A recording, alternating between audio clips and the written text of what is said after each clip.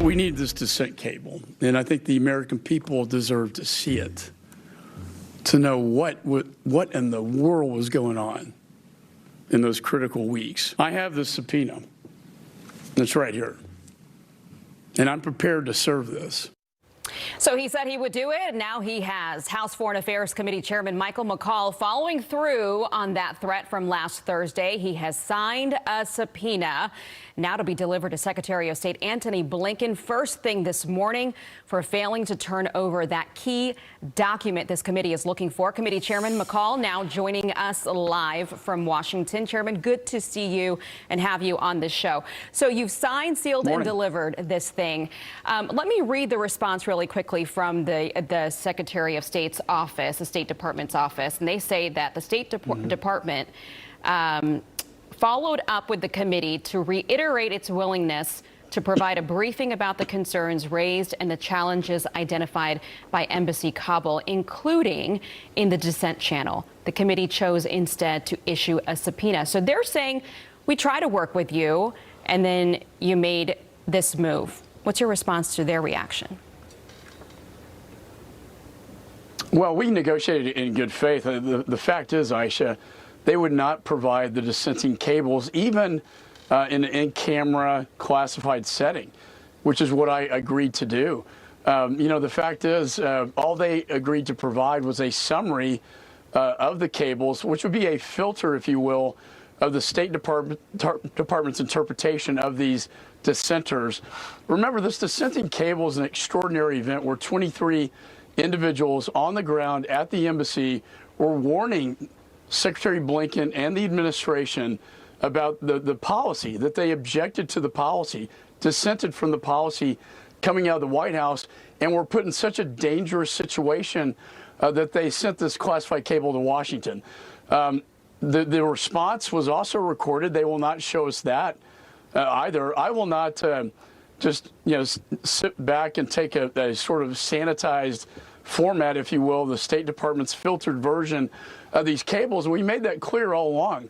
We even agreed to redact the names if they would give us the content of these cables, which they refused to do. And so, unfortunately, I was a federal prosecutor for many years, and you have to go forward with your case, and that's what we're doing right now. So is there a smoking gun in these cables? I mean, what if you're right and exactly what you think are in these cables comes out to be true once you get a hold of them? What happens next? Mm-hmm. Well, we don't know. I mean, that's the problem, Aisha. We don't know what are in these cables. We know that it was very extraordinary.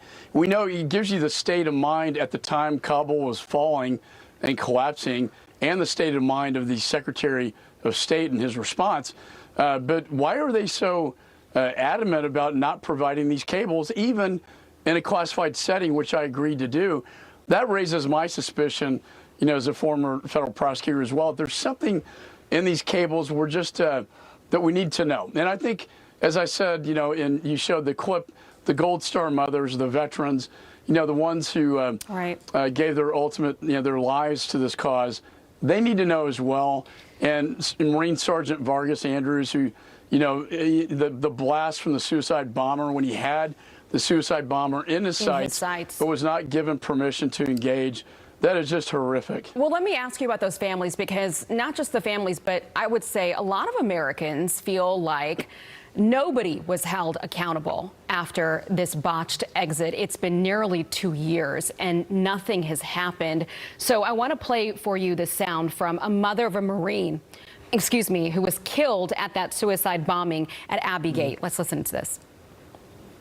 I don't have any questions. I know what happened. I want justice. So I don't believe anything that they're going to send us is going to be the truth. They came to my house, lied to me in private. I don't think they're going to tell the truth on the world stage.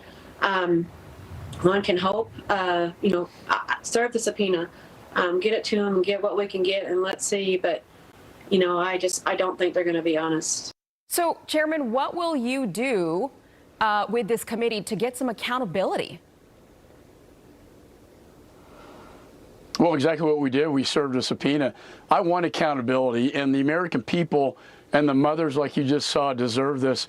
We had a Gold Star mother at the hearing whose daughter, a Marine sergeant, was blown up in the blast.